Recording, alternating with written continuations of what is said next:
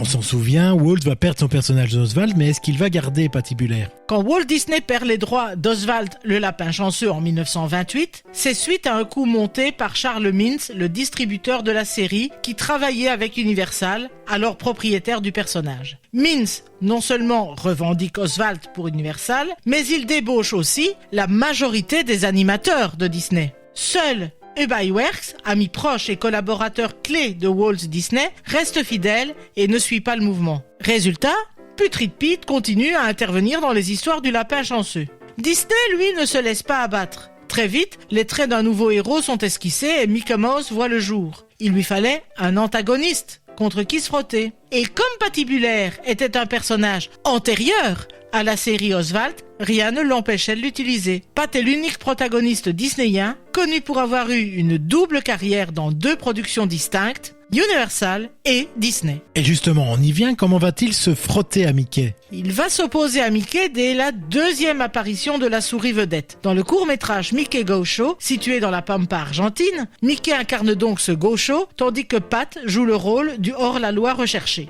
Leur rencontre se produit dans la Cantina Argentina, un lieu animé où Minnie, serveuse et danseuse de tango, attire les regards.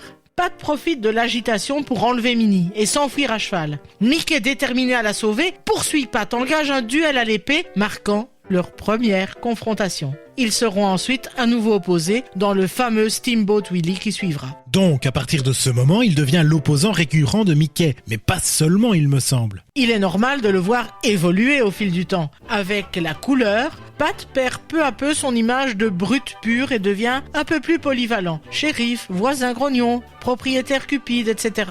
Il est toujours un antagoniste, mais ses fonctions s'élargissent. Parfois coupable, parfois victime des maladresses d'un Donald ou d'un Goofy. À cette période, il se fait moins l'adversaire exclusif de Mickey et fréquente davantage Donald.